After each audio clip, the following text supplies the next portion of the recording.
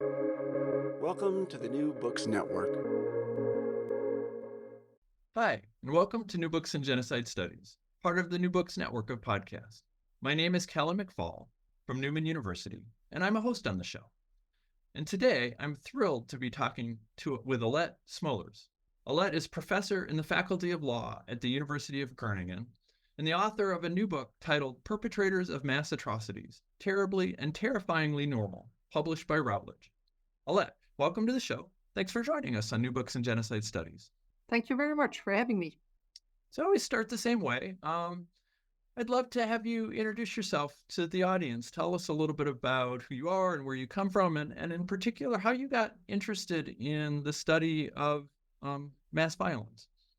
Let's start with the latter. The interest in mass violence was triggered by reading books of the Second World War, and then mostly on the resistance, because I found them kind of exciting and interesting, as both of my parents lived through the Second World War as children. And reading those books, I always thought like, oh, if ever there will be a war, I hope I will be as courageous enough to do the same thing resistance fighters, because they were my heroes. And then at some point I started to think, but whoever then wants to be the bad guy? And in this case, the bad guy was, of course, the Nazis, the SS people, the perpetrators committing horrendous crimes. And ever since, that was my main focus and interest, trying to understand people and especially perpetrators, and that's been the driving force in my career. And so your book is Perpetrators of Mass Atrocities. Why'd you decide to write this book? This is an excellent book, but it's must represent years and years of your life. What made you decide to spend that much of your life on this topic? Because it kept triggering an interest, who the perpetrators are, who they, what kind of people they are, and what makes them commit such horrendous crimes. And initially in my research, I tried to understand that, and then realized that most perpetrators are ordinary people. But then I also realized that not all perpetrators are the same, that there are many different kind and types of perpetrators. And that is why I thought this book needs to come there to give nuance to the debate. Because if you talk about perpetrators, whether it's with fellow scholars or just people from the general audience, the debate is very, the debate is often very one-dimensional. Are they ordinary people or are they not? Are they driven by obedience or ideology or sadism? But in my research, I found that actually all that is true. Most perpetrators are ordinary people, but not all are ordinary people. Some are driven by obedience, others by ideology, and others by sadism or material personal interest. And I found it very important to get that nuance of the debate into the general knowledge, into this book. We're going to explore some of those as we move ahead in the interview. But I'd like to start with the title. And so you're a social scientist. And so let's think about the terms of your research. Can you say a little bit about how you're defining mass atrocity and thus, I guess, how you're defining your sample set? Yes, mass atrocities initially were mostly international crimes and hence genocide, crimes against humanity, war crimes, which means massive forms of collective violence, often in a specific political context. And at some later stage, so in this book, it's also perpetrators of terrorism are included. So it looks at collective political extreme violence and not serial killers, for instance. Those are excluded. And so along with that, it is a sad commentary on human history that your sample set of perpetrators is way too big to actually include everybody. How did you decide who to include in terms of the perpetrators you were studying? I included all perpetrators I could find enough information on their background and how they really saw the world, because I tried to view the world through their eyes in order to understand how and why they committed their crimes. And that led to excluding quite a lot on perpetrators of which there are only facts known rather than their own stories. So we should have at least some interviews or diaries or letters or a scholar who really wrote a biography trying to get at the motives. And in that way, I worked my way through bookstores and libraries to find the most appropriate cases. And probably I left out quite some still interesting ones, because even nowadays I come across books where I thought, oh, I should have read this. But that's the way I went about. Working your ways through bookstores and libraries, you are making an academic's life sound very attractive. Yes. Yeah, we don't have time to work our way through all 14 sets, but I wanted to start maybe asking about 2 or 3 in particular, because I think they represent the 2 or 3 that non-specialists immediately think of. And so maybe we'll start there. And ask you to say something a little bit. We'll just start with the fanatic. Talk to us about the fanatic. The fanatic is a perpetrator who is very strongly driven by an ideology. And the word already says fanatic. So it's a fanatical belief in a certain ideology, often fueled by hatred, resentment, a feeling of superiority towards another group. In the book, I distinguish fanatics, true believers, and holy warriors, whereas I see the fanatic as the one more in a leading position, whereas the true believers and holy warriors are also driven by a fanatical belief, but are more the lower ranking perpetrators. And I wanted to make clear that difference.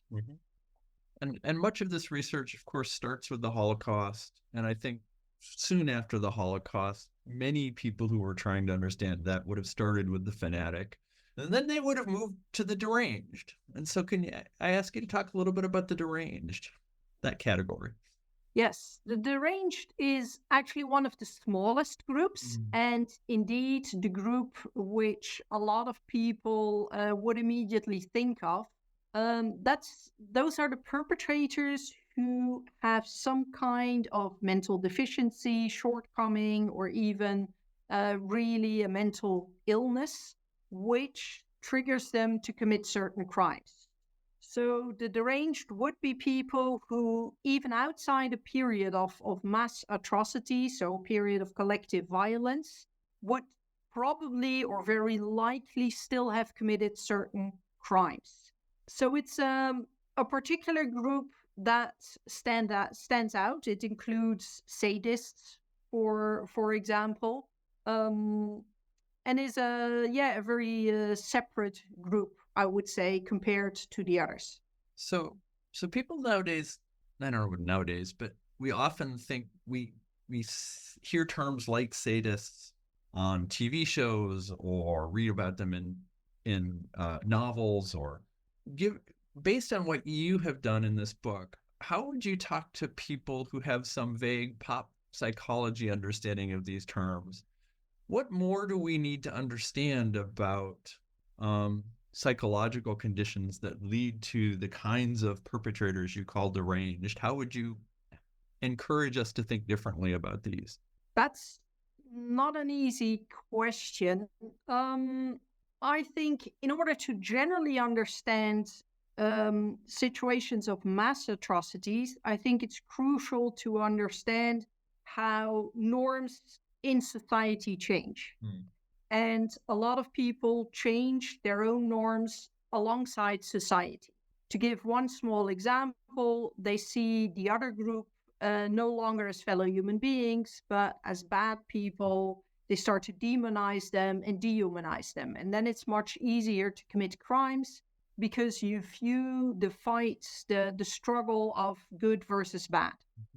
Now, that is for quite a lot of perpetrators. Whereas the deranged is a different group and is not dependent on those changing norms in society, because that is a group that is already in some way attracted to violence. And maybe I can give the example of Boulel, who was the guy who was responsible for the attack in Nice, where he drove with a truck over the big boulevard, killing 89 people. Now, Boulel is a very good example of someone who officially committed his crime in the name of the Islamic State, but he was just a very disturbed, very violent man who was not at all a devout Muslim, actually had not a lot of interest in the Islamic State, apart from the fact that it was a very violent state, and that attracted him. So he kind of searched for contact with the Islamic State and then committed his terror attack. And that is what we see also in periods of genocide, where sometimes, or wars more in general, where you see that people who are very violent anyway are attracted to the violence and then offer more or less their services. But those are people who could have otherwise might have committed murders or rapes or torture or other forms of violence. And then I suspect perpetrator research was transformed by Christopher Browning's work on Ordinary Men, which I think probably corresponds maybe best to your category of followers. So can you talk a little bit about followers and who they are and why they follow? The followers are most likely the biggest group, actually, unexpectedly. They are very ordinary, law-abiding citizens with not very opposite from the range that we just discussed, very ordinary people who would normally not kill or hurt other people. Yet, in a period of mass violence, they go along with the ideology, with radical and extremist thinking, and they just go on, follow the leads of others, and unfortunately, in cases of genocide, of bad and destructive people. Why do they do that? Well, a lot of people feel more comforting just following the group, and they don't feel comfortable standing out or sticking out their neck.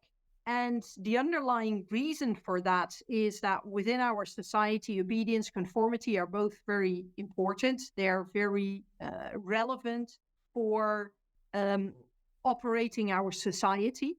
We need to, when we're brought up, we need to listen to our parents. Then at school, we have to listen to teachers, and that's all very functional. And also conformism is very functional. Yet that can be abused in a very destructive and genocidal regime, where people then who have been trained to follow all their lives in that situation also follow. And the reason, apart from that they were trained and raised that way, is that they don't like to stand out. And we have a very strong sense of that we want to belong, with the need to belong to certain groups. And that is when you see that even if a whole society turns genocidal, a lot of people just go along, just follow. They follow the flow, they follow the group, they follow others. And then you get group dynamics at play, which is also very important, that in their heads, initially, they might think, now we're going in the wrong way. But if they don't stand up or speak out, and they look at others, and there might be, all the others might be thinking the same way, but if no one speaks out, then they all think I'm the only one thinking that. And that explains why and how followers can suddenly get into that continuum of destructiveness, as Irvin Staub called.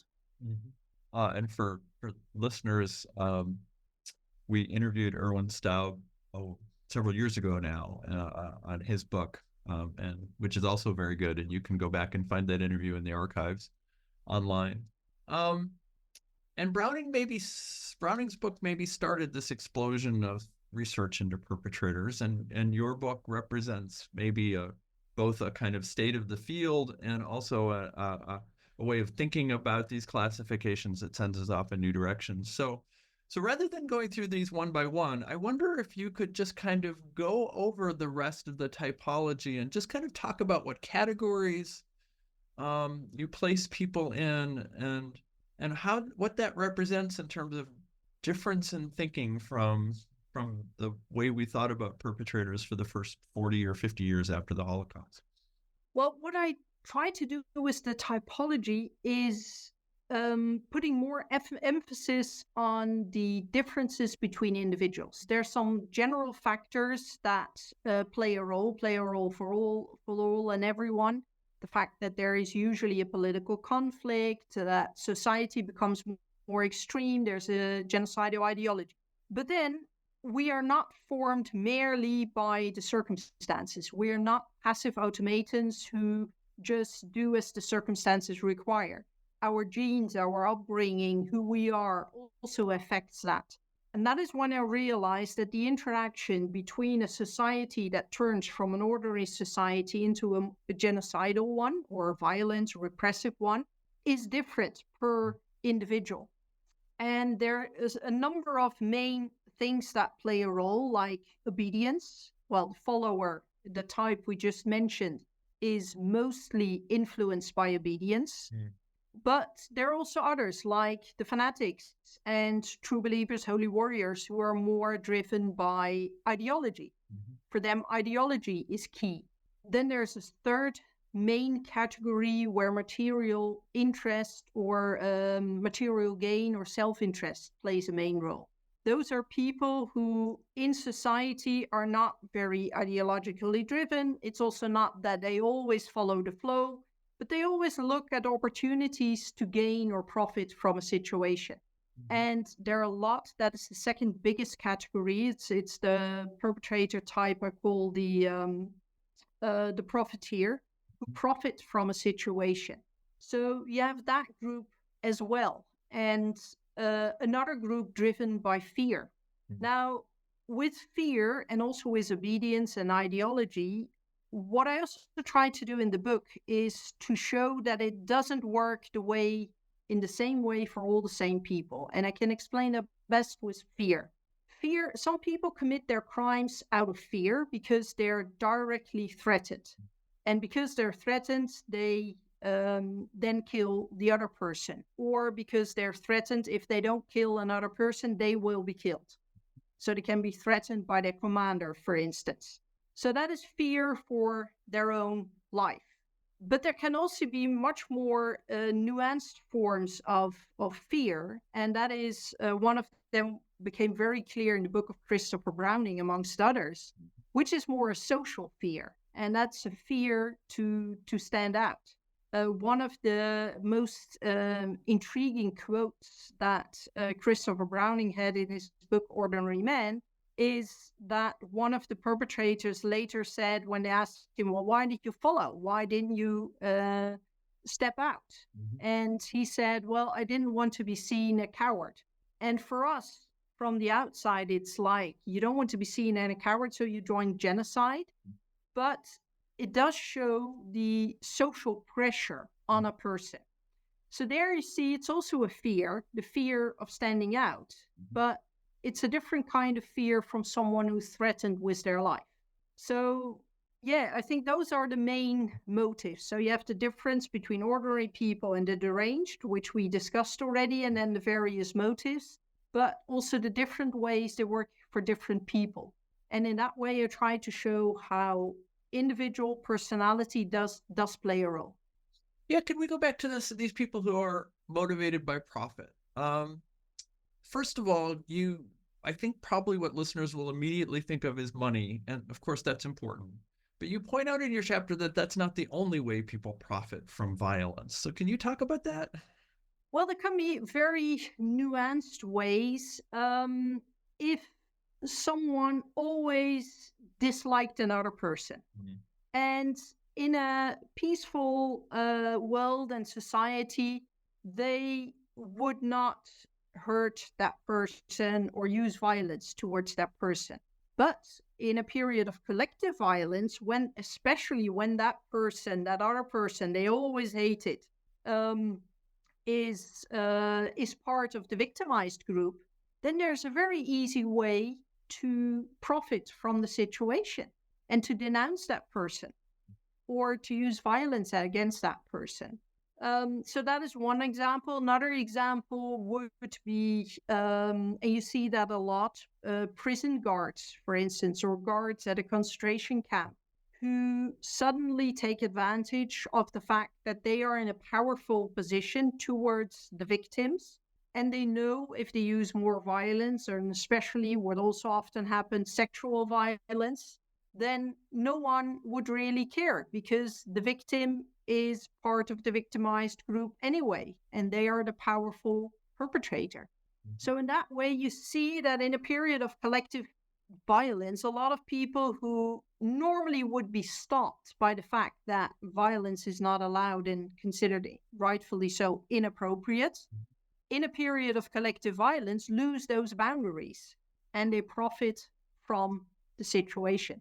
Yeah, I'm really struck by the fact that some of the types you talk about, like criminals, enter into a period of mass violence with a certain kind of set of goals or incentives or habits that would incentivize or make it more likely that they would participate in violence, and other people don't. And maybe you can talk about, okay, I've apparently not had enough caffeine. The category you talk about as the compromised, which is maybe the most challenging in terms of emotional or ethical responses.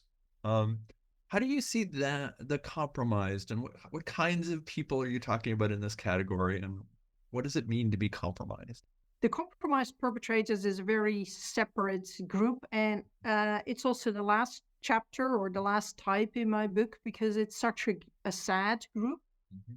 Those are people who, for somehow in some way, work with the perpetrators, but are members of the victimized groups themselves.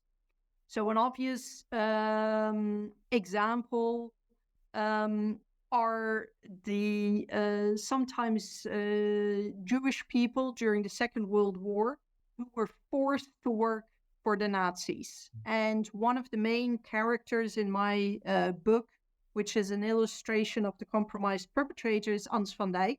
She was a Jewish woman in the Netherlands who initially worked for the resistance because she never admitted that she was Jewish, so she didn't have the Jewish stamp in her pass, nor the star on her clothes. So she could work for the resistance. But then at some point she was betrayed by other people, and she was arrested by the Nazis, who gave her the choice to either be put on the train to Auschwitz immediately or to betray other people. And initially she was asked to betray one other person, so point out the hiding place of a Jew, which she of course knew because she worked for the resistance. So she did that, but then she had to betray a second, a third, and at some point she adapted to this horrible situation, and also to a certain extent decided that she preferred to be part of the hunters rather than the hunted, and worked together with the Nazis and betrayed many, many Jews. So it's an extremely sad story of a woman who was absolutely, without doubt, a victim at the start, but then forced by the perpetrator and compromised into a situation that she started to work with them under extreme duress, but then, and that's the sad part, adapted and did what she did. Yeah, that was a story I hadn't heard of. And that, of course, is someone who, a story you probably heard growing up. Can you talk to me a little bit about how that story is, how she is remembered in the Netherlands, and or is she? What kind of legacy did she leave, or how did she influence the debate in the Netherlands? Well, I came across her story because there's a book about her written by Koos Groen. Mm-hmm. And that is how I know her story. And she's mentioned in a few other books, but a lot of people don't know about her story. And what is incredibly sad and even unacceptable, I find, is that after the Second World War, she was arrested, tried, and in fact sentenced to death and executed in the Netherlands. But what I found so unacceptable is that one of the Dutch policemen who was involved in putting pressure on her testified at her trial. And I think that is the world upside down. He was the bigger, the more important perpetrator who used her, and he testified in her trial. And of course, he tried to put himself in a situation like, well, she was very willing, she wanted to do this. And I think that is where you can see that sometimes justice really goes wrong, because she should have testified as his trial. And that didn't happen because she was executed quite soon after the Second World War. There were discussions whether she should be executed, but that had to do more with the fact that she was a woman than with the fact that she was Jewish. And it played not sufficiently a role that her situation was, of course, horrible. Now, I don't say that she didn't make the wrong choices, because she did. And she chose for herself rather than the victims she betrayed. But I think this Dutch police officer who joined the Nazis and the Nazis themselves should have been tried first. But the Dutch police officer was tried later, and he was also executed. But the German officers above him, who played a role, in the end merely got a prison sentence and lived much longer. Well, this is a good example of, or maybe of, a broad phenomenon you mentioned earlier, which is the way in which the motivations or the self-understandings, and thus maybe even the category that they fall into, changes over time, right? And Browning talked about cognitive dissonance. You mentioned that occasionally, but I wonder if you might talk more broadly about how it is that people, through the experience of being a perpetrator, can adopt different motives or different self-understandings or something that would justify moving them from one type to a different, or thinking about them differently. Well, the crucial moment is actually after the first crime, because what I say is that I believe that every person can become a perpetrator through my 30 years of research. But it's not because we have something bad inherently in us, but rather because we transform into perpetrators. And then after the first crime, what I found in my research is that almost everyone felt horrible after the first crime. So they feel a sense of animal pity or moral disgust, or felt very bad about themselves. And indeed, cognitive dissonance plays an important role then, because they went along for different reasons, depending on their personality, whether it's more obedience, more ideology, or more with this idea, survival of the fittest, I can profit. But then they're confronted with having done something horrible. And this cognitive dissonance, we don't like that. So they resolve that by justifying and rationalizing what they just did. And that's crucial, I think, in the real transformation from an ordinary human being to a perpetrator, because that is a means to soothe the conscience. And the only ones who do not need to do that are the psychopaths or the sadists. Those are the ones who don't have a conscience, who don't have empathy, who just don't care, only care about themselves. But ordinary people need to do that. They need to soothe their conscience in order to psychologically survive with what they just did. Now, when you start doing that, and then you get the next order, then you will do it again and again and again. And the more often you do, the stronger this pressure on your conscience becomes. And the stronger the need to rationalize and justify, so strong that at some point, you actually start to get used to it, and you start to believe in everything they tell you. So the ideology becomes way more important. So in that sense, I think all perpetrators to a certain extent start to believe in their ideology, not necessarily before they commit their crimes, but after they commit their crimes. Now, and that is the other striking thing. In that sense, what Irvin Staub said in his book, Roots of Evil, The Continuum of Destructiveness, people learn by doing. So it becomes much stronger. And at some point, also continuing is a kind of justification for the crimes they committed so far.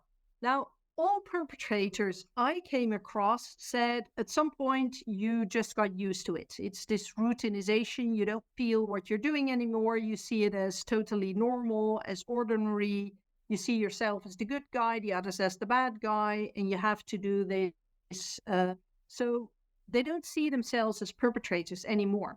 And that is also the moment when their original motivations become stronger again. If they were driven by obedience, then obedience plays still a role, or ideology can become more important the more crimes you have committed. And then sometimes people indeed transform into another type because they got used to what they're doing, they adapted to the situation, and then they can transform in another perpetrator. A good example are, for instance, child soldiers. Child soldiers, especially the ones who are kidnapped or hijacked, or they are, I would say, compromised perpetrators. They're victims in the beginning, but then they adapt to the situation. And when they adapt and got used to everything, then careerism or fanaticism or opportunism might come to the forefront. And that is a moment where people can change. That usually is after a while when they're already used to committing crimes. I wonder, does the distribution of types vary by gender? I don't have enough studied enough women, but what is true that most perpetrators are men, especially the physical perpetrators, the hands-on perpetrators, but also those in leading positions. Might be slightly less true for bureaucracies, state bureaucracies involved in violence, but women do play very specific roles. And I wanted to write an extra chapter on female perpetrators in this book, but as it was already so thick, I couldn't add an additional chapter. But what you do see is that there are fewer women in militarized units. And if they're in it and the unit is very patriarchal, then you do see that women try to really show that they're one of the guys, that they are part of the group. And then they can become more extreme, more fanatic, also harsher in certain ways, more ruthless.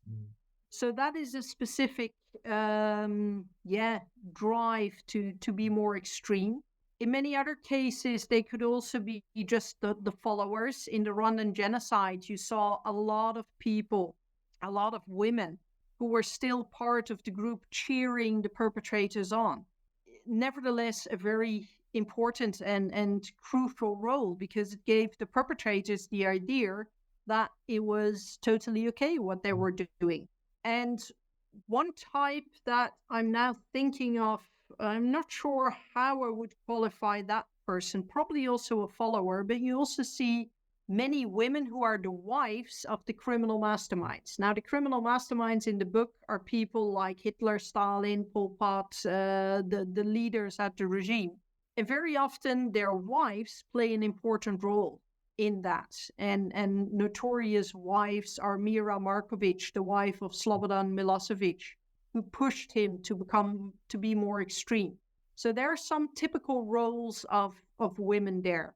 If they're predominant in one type, maybe more Avengers would be women, followers, but I don't have the hard scientific, quantitative evidence to say that. I wonder the same thing about age. Does age matter? Age might matter, but not necessarily what type of person you become. I think age matters in certain ways, how susceptible you are to change. But I think younger people, let's say around 18, are more susceptible to change. On the other hand, you also see quite a lot of people, the older people grow, the more stubborn they grow.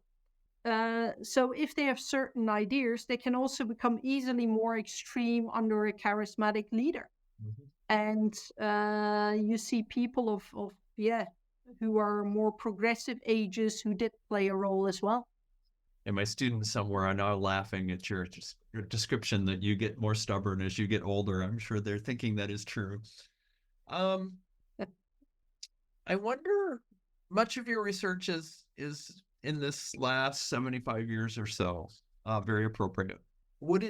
Do you imagine that it would change your analysis if you went to 500 years ago or 1,000 years ago? Or would it simply change the kinds of ideologies or the kinds of religious traditions that you would be talking about? Yes. I think it's especially the kinds of, not necessarily the types. I don't exclude that with more research, studying more perpetrators, I might add a certain type. That happened, for instance, with The Avenger, which initially I didn't have. And then I realized there was a group of perpetrators I couldn't fit in. And revenge was their main driving force. So a new type might emerge at some point, but I do think this can help explain a lot of violence back then, but also in the future. The book was finalized in the summer of 2023, and a lot of the ongoing violence that you see right now in the Middle East, but also what we hear now in Syria, what you see in Russia, towards Ukraine, a lot of these perpetrators you can still fit into the typology. So it helps also understand current conflicts, current motivations, and a lot of the polarization in our societies as well, to a certain extent, because people keep looking for the perpetrator and the motive, whereas it's so diverse. Yeah. Well, that leads nicely to my next question, which is about applications. Because, of course, part of the intent of this research is understanding, but I think for most people who are interested in studying mass violence, prevention is a goal, at least in some level. So what can we learn from this about the prevention of mass atrocities? And in particular, maybe this is a second question rather than an element, I'm wondering if what this tells us is that prevention looks differently for different types. Exactly. I'm very happy you asked this question, and you partially gave the answer already. Prevention, it helps in prevention that we realize that perpetrators are not just people born bad. That is the first important aim. But then you see perpetrators are driven by so many different motives that also lead to many different ways of preventing them from committing crime. We started off with one of the questions talking about the deranged perpetrator. Yeah. Well, to prevent the deranged from committing that crimes, we should have a better health service. And we should make sure that people who have mental deficiencies, that they're helped much more rather than left by themselves committing horrendous crimes. So a good health social support system will be crucial there. For the profiteers, a very clear thing is make sure that no one ever profits from anything that has to do with a war or a genocide. So weapons trade, people should not profit from that, because otherwise there are people who want wars and violence and genocides to continue because they can profit from it. So that will be a very typical way of preventing that. Whereas, for instance, the followers, you could best prevent that by teaching kids at school already to stand up, to not just go along with the group, to learn to say no to the group and not just follow. So there are many different ways in which we can and should prevent it. There's not one single way, but depending on the different types, there are different ways, which in a way is good news, because that means we can do a lot of things to try and prevent this in the future.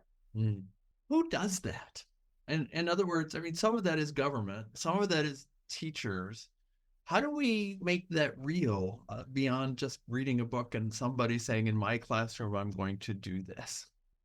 Well, by spreading more the knowledge, I think teaching kids at school, reading books, movies, teaching the lessons, changing the culture in a way. In the Netherlands, we have a song, for instance, a child song that you shouldn't tell on your friends. Mm. And I understand that in a way, loyalty is a good thing, but loyalty can be extremely dangerous. Mm-hmm. Because if you're loyal to someone who is a person who does bad things, then loyalty is very bad. Then it's much better to tell that and confront that person. And if that person keeps doing bad things, to tell on that person. So I think it's also a matter of culture where we need to change, and we need to see that if people speak out nowadays, whistleblowers, very often they pay a very high price still. Mm-hmm. Well, that is also an important thing that we need to change. Make sure that whistleblowers don't pay a high price. And that what they point out as problems in an organization, in a country, wherever, are really fixed, and that you kind of celebrate the fact that they spoke out. All these things can help with people showing that can make a difference. And I find it very interesting that someone like Irvin Staub, who initially focused mostly on perpetrators, started to focus more on bystanders. Informed, trained bystanders is an important thing. And Zimbardo, who had the Stanford Prison Experiment, then focused on his hero imagination project, where he tried to train people to speak out, to become heroes. And also had this idea like you have everyday heroes speaking out with small things. I think all those initiatives play an important role. So another thing that I think most scholars hope is that their research will lead to new kind of questions or approaches. So I wonder what questions came out of this research for you that you want to look at? What or you hope other people will look at? How does this shed light on how we should address this or investigate this question in a new way? Actually, what we just discussed, how with this knowledge can we really change culture? Mm-hmm. How can we make sure that people don't just follow, that people speak out? And right now, to be honest, at least in my lifetime, what I see going on in the world this day is the most dangerous period I've went through. Mm-hmm. And I think this is the period where we're closest to yet another big Third World War. And what we need to do is learn from history in that things go gradually. And to understand, for instance, what happened in Nazi Germany, it wasn't that suddenly there was a whole generation of very bad people born who then committed to genocide. No, they had a charismatic leader who gradually made things look normal, which are not normal, and led a whole society with a lot of ordinary people getting involved in mass killings and genocide. And we should recognize those mechanisms and those dangers. And I think you see that a lot in the world right now. And I find it very scary to see what's happening in the United States right now. Of course, you cannot and may not compare Donald Trump with Hitler, because he in no way committed such crimes as Hitler did. So in that sense, you may not do that. On the other hand, if you look at Hitler in the very beginning period, where he eroded the checks and balances, only picked people for their loyalty, made sure that he was surrounded by yes men and yes women in this case, and then gradually dehumanizing other groups and continue it. Those are dangerous developments. Mm-hmm. And that is what I think we need to learn. And what my main research question is, how can we make people see that? How can we turn this around? That you have, and you see the rise of a lot of destructive leaders in the world who seem to have the answers to all the problems, but there's also a big danger in following them. How can we identify that danger and what can we do about it? How can we turn this around? That is what, to me, is the main follow-up question. Yeah. That seems like an important point to, or an appropriate point to transition out. I always end with the same two questions. One of them is, it's for university people anyway, about to be, or in my lucky case already is break, where we theoretically have a little time to read something that we're interested in. For our audience, what would you suggest? Do you have a book or two, or a movie or a play or something that you found meaningful while you were writing this book that you would suggest to the audience? Well, of course, I hope they read my book. And they should. That is one of the things. It's hard to say because there's so many very good books, but one that struck me also is the autobiography of Rudolf Hess, who was the camp commander in Auschwitz. That is one of the books that stands out. And I read that book, found it very interesting, but a lot of people haven't read it, and that is then maybe my movie tip, is The Zone of Interest, where he is portrayed and where you can clearly see the distinction between ordinary life, or the focus is on the ordinary life, while you know what he's doing and how people can block the reality from their minds. So that is a book and a movie I would recommend. And then, of course, Ordinary Man by Christopher Browning that you already mentioned. And a very last one, I just think of that, is a Netflix series, Black Earth Rising. That is more modern. It's on the Rwandan genocide, Black Earth Rising. And it has several 4 to 6 episodes. I must say a lot happens in that. It's a very fast episode, but it's a very modern and might speak more to younger people in the audience. Wonderful. Thank you so much. And then the last question, which is inherently unfair, but I ask anyway. This book took you 5 or 6 or 10 or 30 years or however we're going to define this period to write. It's done. To the audience, you should go out to the library or go to Amazon or wherever and order the book and read it yourself. What's next? Do you have a project that you're working on now? Are you continuing on Perpetrators? Are you doing something different? What's next? Well, the next ideas are indeed to look at how can we turn things around, because I see these developments with a lot of destructive and strong men getting into power. People thinking, oh yeah, this is the way forward, not realizing how dangerous it is. And exactly that question that I was thinking about, how can we turn this around? What can we learn from history so far, but also from all the research that has been done? And I want to write a book about that, how we can transform that and change our society, and push it more into the right direction again, where we choose democratic, empathetic leaders rather than strongmen. We've been talking with Alette Smeulers, author of Perpetrator of Mass Atrocities, Terribly and Terrifyingly Normal. Alette, apologies for my bad Dutch, but it sounds like a great project. I hope that when you're finished with it, you'll be back on the show to talk about it. But for now, thank you so much for joining us. It was a fascinating discussion. Thank you.